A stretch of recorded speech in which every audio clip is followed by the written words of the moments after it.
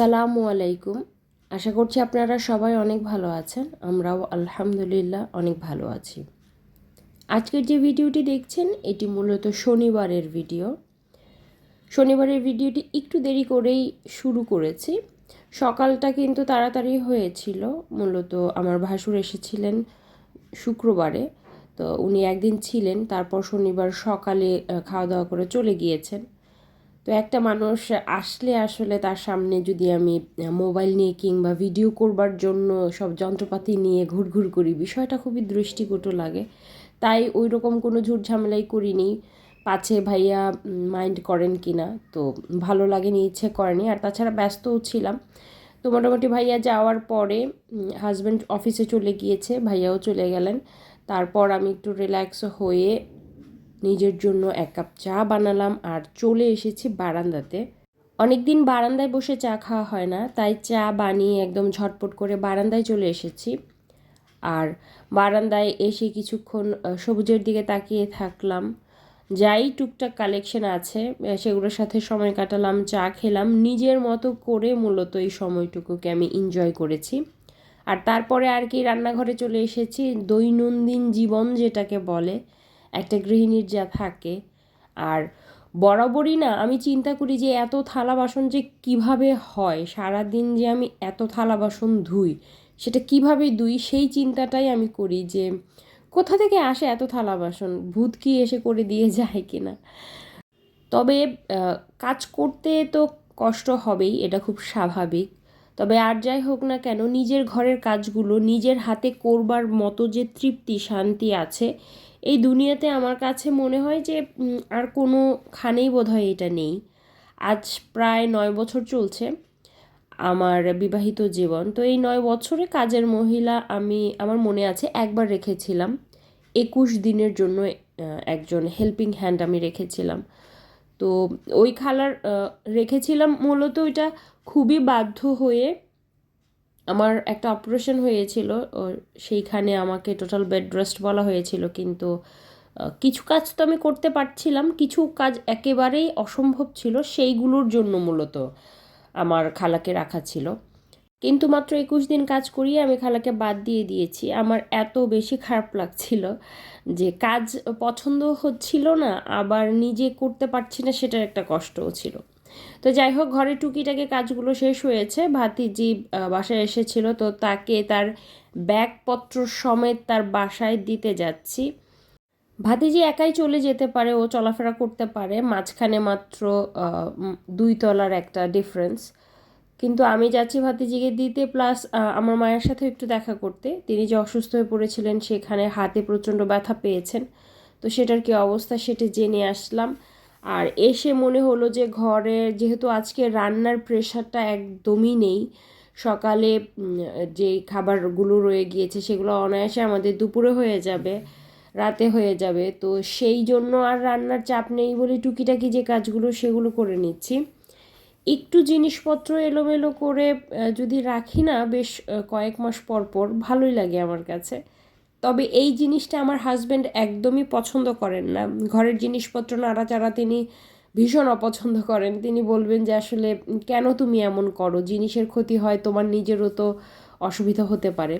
তবে মেয়ে মানুষ তো, ঘর সাজানোর যে বাতিকটা আমাদের মনে হয় কম বেশি সব গৃহিণীর রয়েছে, আমারও সেটা ভীষণ রকমের রয়েছে। তো এই বক্সটা মূলত আমি অনেক কিছুর জন্যই ব্যবহার করেছি, মাঝে মাঝে বুকশেলফের জন্যও ব্যবহার করেছি। তবে মনে হলো এটার রঙটা একটু ডিসকালার হয়ে যাচ্ছে, এবং আমার রান্নাঘরের যেই জিনিসপত্র রাখবার অবস্থা সেটা ভীষণ রকমের বেড়ে যাচ্ছে। তো মনে হলো রান্নাঘরের প্রেশারটা একটু কমানো দরকার। আর যেই সমস্ত টুকিটাকি জিনিসগুলো মূলত রান্নাঘরে সচরাচর ব্যবহার হয় না কিংবা রান্নাঘরে থাকবার প্রয়োজনীয়তা নেই, তা যদি একটু সরিয়ে ফেলতে পারি তাহলে বোধহয় রান্নাঘরটা একটু হালকা হবে। আর সেই উদ্দেশ্যেই মূলত এখন আমি এই র্যাকটাকে সাজিয়ে নিব। আমার বেশ কয়েকটা মাটির মটকা চা যেটাতে খাওয়া হয়, যে মটকাটা, সেগুলো রয়েছে। যদি একটা পার্মানেন্ট জায়গায় সুন্দরভাবে রেখে দিই, সেগুলো নিরাপদে থাকলো, ভাঙার যে ভয়টা সেটাও থাকলো না। মটকার পাশাপাশি আমার কাছে মনে হলো যে মধুর যে বড় জারটা সেটা তো সব সময় আসলে প্রয়োজন পড়ে না, সে বাড়তি জিনিসটা যদি এখানে নিরাপদে রেখে দেওয়া যায় ভালো হবে।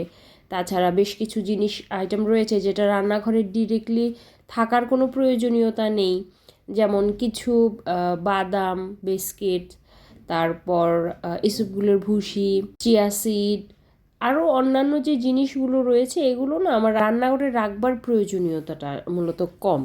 তো মনে হলো এগুলো সুন্দর করে গুছিয়ে রাখি, হাতের কাছে থাকবে। তো যারা পরিবারের সদস্য রয়েছে তারা নিজেরাও মাঝে মাঝে নিয়ে নিতে পারবে, আমাকে তখন প্রয়োজন হবে না। তো এই তো চেষ্টা করেছি খুব সিম্পলের মধ্যে রাখতে। আর আমার হাজব্যান্ড আমলকি দিয়ে ভিনেগার দিয়ে কি যেন একটা বানিয়ে তিনি রেখে দিয়েছেন, এটা তিনি খান, আমি জানি না এগুলো কি। তো তো এখানে আমি মেডিসিনেরও একটি বক্স রেখেছি, যেখানে পাশাপাশি কিনা কিছু স্যালাইন রয়েছে, পাশাপাশি কিছু মেডিসিন রয়েছে। সব সময় হয় কি যে যদি এই মেডিসিনটা কোনো একটা নির্দিষ্ট রুমে থাকে তবে অন্যান্য সদস্যরা তাদের প্রয়োজন মতো, প্রয়োজন অনুসারে যখন তখন নিতে পারে না। তো পাশাপাশি আমি মেডিসিনের পাশাপাশি কিছু ফ্রুটস রেখেছি, ফ্রুটস বাস্কেটটা আমার এখানে রেখেছি। আর এই পাশটা এখন আমি গুছাবো, এটা গোছানো হয়নি। যেহেতু আমার রেগুলারলি ব্লেন্ডার মেশিনটা প্রয়োজন হয় তাই আমি ব্লেন্ডার মেশিন আর কিছু বোতলগুলো রেখেছি এই সাইডটাতে। তো আলহামদুলিল্লাহ সাজানো শেষ, সমস্ত কাজগুলো সেরে এখন খেতে বসে পড়েছি। রান্নার ঝামেলা যেহেতু ছিল না, অনায়াসে খাবার দাবারটা খেয়ে নেওয়া যাচ্ছে। আর দুপুরে ছিল ডাল, ছিল মুরগির মাংস আর শাক। আজকে আমি দুপুরে একাই খাচ্ছি, ভাগ্নি গিয়েছে ওর খালামুনির বাসাতে, তো দুপুরের খাবারটা সেরে নিই। দুপুরের খাবার খেয়েছি, অনেকক্ষণ রেস্ট করেছি, আজকে আর হাঁটতে যাইনি, ভীষণ ক্লান্ত লাগছিল। তাছাড়া তেমন ইচ্ছাও করছিল না, মনে হচ্ছিল যে একটু বাসাতেই থাকি, রেস্ট নেই। তো ভাবলাম সন্ধ্যায় যেহেতু বাসাতে রয়েছি, চা কফির পর্বটা সন্ধ্যার সেরেছি, তো খানিকক্ষণ কিছুটা বই পড়া যাক। মাঝে আমার বই পড়ার যে অভ্যাসটা এটা না ছুটে গিয়েছিল, সংসারের যে টুকিটাকি যাই বলি না কেন ব্যস্ততার মধ্যে সব কিছু মিলিয়ে আমার হয়ে উঠছিল না। তবে এখন আবার ভাবছি যে অভ্যাসটা শুরু করব।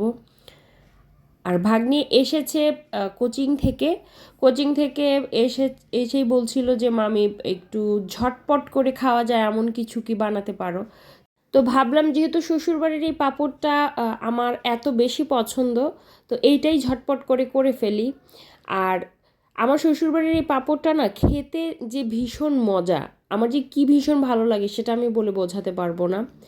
এটা আমার ননাসের কাছ থেকে আমি শুনেছি, ওনাদের ওইখানে মেলা হয়, সেই মেলা ছাড়া নাকি এটা পাওয়া যায় না। তো এটা ভীষণ মজা খেতে। আর পুরো পাঁপড়টা যখন ভেজেছি পুরো কড়াইটা প্রায় ভরে যাচ্ছিল, আমার এত ভালো লাগছিল। যদিও ওঠানোটা একটু টাফ, তেলগুলো থেকে যায় যদি উল্টিয়ে না উঠাই, তবে খেতে ভীষণ মজা আমার কাছে তো লাগে যখনই খাই। আর এই যে এক একটা পাঁপড় কি যে ভীষণ বড় বড়। যারা আমার এই ভিডিওটি আজকে দেখছেন, যদি আপনাদের কাছে আমার ভিডিওটি ভালো লেগে থাকে তবে প্লিজ কমেন্ট করে আমাকে জানাবেন কেমন লাগলো আপনাদের আমার এই ভিডিও। আর আজকের মতো আসছি, সবাই অনেক ভালো থাকবেন। আল্লাহ হাফেজ, আসসালামু আলাইকুম।